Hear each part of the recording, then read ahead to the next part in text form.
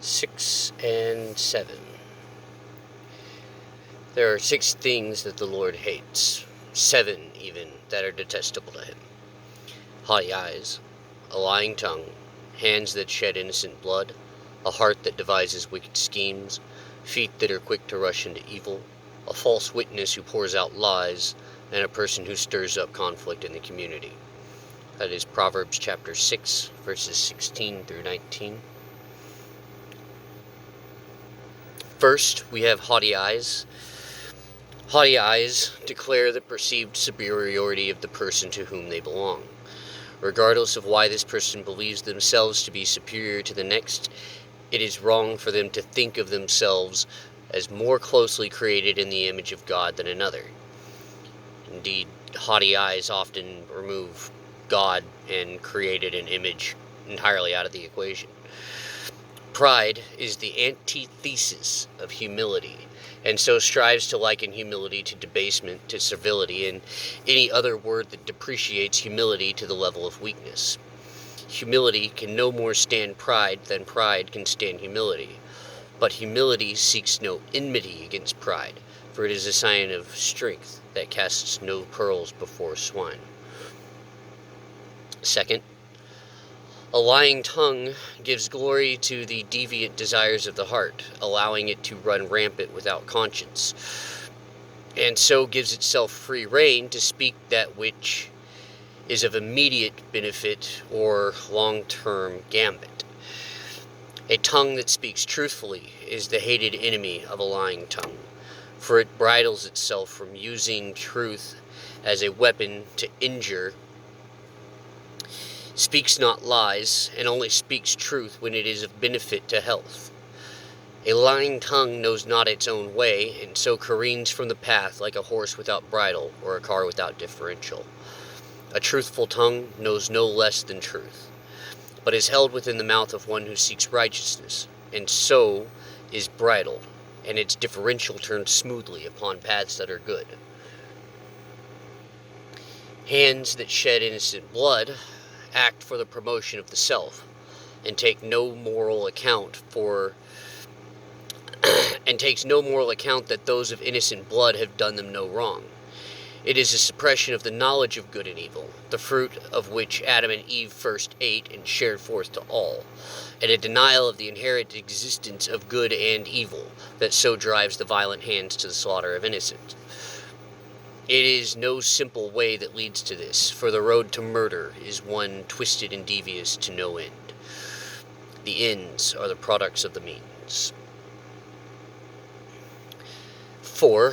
A heart that devises wicked schemes is a heart that takes command over the mind, hardens itself to the consequences of its thoughtless whims, and so makes fallacious arguments justified by emotional responses.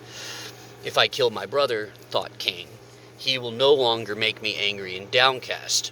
Of my trouble I shall be relieved. At the point of Cain's justified means, Abel was no individual, nor even a mass, but an object of obstruction to the desires of Cain. So he devised to kill Abel based on the anger in his downcast heart, for his pride was injured, and he laid the internal responsibility of his pride on the external form of his innocent brother. 5. Feet that are quick to rush into evil do so at the behest of the other deadly sins. Cain spent no time considering the consequence of killing his brother. He created the opportunity, he picked up a rock, struck his brother Abel, and killed him. His next action was to grab with his bloody hands the innocent body of his brother and to drag it into hiding. When God asked, "Where is your brother Abel?" Cain replied, "What am I, my brother's keeper?" Which leads us to 6. A false witness who pours out lies, cares not for the repercussions of their lies, only that their immediate means suit their long-term ends. In this, morality has no play. With enough lies poured about, there is no end to untangling their result, and by them, the guileful liar hopes to express his case without resolving truth, and, if caught in one lie, hopes that the many others remain hidden. Should they all come to light, the seventh abomination will suit. Seventh is a person who stirs up conflict in the community. Troublemaker is his name. While the rest of the community is at war, the troublemaker is free to carry on in peace. And indeed, the troublemaker is often the cause of the war in the first place, in which time, once his work here is done, moves on, disappears as if never around. It is a well-known and too oft-documented truism. While the cats fight the dogs, the rats will play. Each of these 7 sins is interconnected, and taken as one, they are taken as a whole. For they all seek the same final goal, that of subversion of that which is true and that which is right. Taken alone, they are incorporate of the whole. One of haughty eyes incites one of quick feet to rush into evil. A troublemaker gives rise to one of false testimony. One of evil devices sheds innocent blood and defends in court with the one of lying lips, bringing to bear the troublemaker that the truth be obfuscated, and so on and so forth. The following segment, the Grand Fear, encapsulates this, for at the end of it, the supposed terror comes to naught, but the effect remained, and indeed still remains. Nonetheless, that fear reigns in the absence of purpose, and that truth be shamed into darkness wherein light pretends itself to light, and thus rises as mud in waters mixed up into violent turbulence.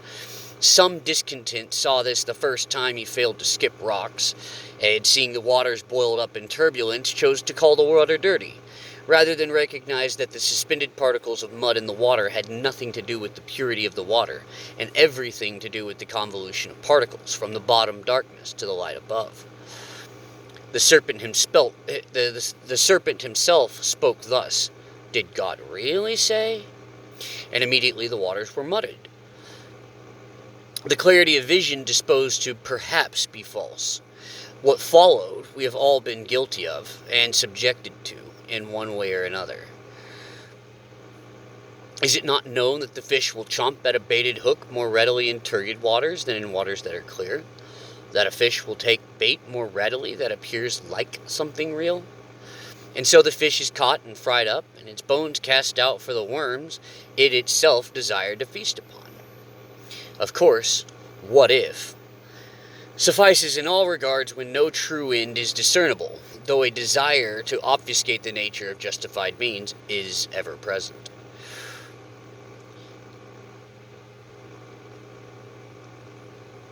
Le Grand Peur, the Grand Fear. It is of worthwhile note that many major conflicts in history support the voracious cause and effect, as well as the verified existence of these 7 sins. In July of 1789, when the so-called French Revolution was rising to tempestuous gales, an incident occurred that has remained a mystery. A report was spread simultaneously from 6 unidentified sources, unidentified to this day sources, that a force of brigands was coming to the French countryside to restore order, which is interesting to note because at this time the fire of the French Revolution had not yet spread to the French countryside, only the rumor of the fires of Paris. In fear, the farmers drove their cattle into pens and barricaded their doors, and the townspeople likewise barricaded their towns, allowing no entrance or exit. This happened shortly after the collapse of the provincial newspapers, so no official documentation spread, though the rumor itself spread like wildfire. Although nothing came of this supposed attack. There were no brigands, there was no immediate assault on the French countryside. It left the people of the French countryside fearful and distrustful of others around them, including those in their own community. This event, the Grand Fear of July 1789, heralded and impelled the spirit of the French anarchic overthrow of the French monarchical government, paving the way for what would become a new French Republic, although a much different republic than that being at the time established in the continent of North America, based on spreading confusion via a well-propagated lie. The ensuing revolution would go on to take the lives of many thousands of people. An estimated 40,000 were executed on the guillotine over the course of the next decade or so. Many thousands more would die as a result of the ensuing wars, plague, and famine. Those numbers we'll probably never know, but they were far higher than the estimated 40,000. During this so-called revolution, many of the greatest scientific, political, artistic, and humanitarian heads were removed from the subtending shoulders of those who would have done much for France and the world, along with many who simply did not go along with the sway of the new power vacuum. Although the French Revolution has often been used in comparison with that of the Americans in the British colonies of North America, nothing could be further from the truth, and bears more testimony to self-serving, foolish historians than to the recorded and verifiable facts of their respective movements. On the one hand, the American Revolution was predicated on the belief that rights are above those who protect those rights, that these rights are given by God and thus are superior to any government or organization, whereas the French Revolution went based on the idea that there is no such thing as God, and that it is up to the government to administer and protect rights without any higher moral calling. Now, one such great of those guillotined was a scientist of great skill by the name of Antoine Lavoisier, the inventor of the metric system. Among many other things, he discovered the root of combustion. He debunked the then popular idea of phlogiston being a bastard child of the four elements and that making up the entire universe and all that. Great oversimplification. And in addition to that, he was instrumental in the founding of the periodic table that we know today, as well as for determining the law of the conservation of mass. All of these things are very important to our world today. Alas, none of this saved him.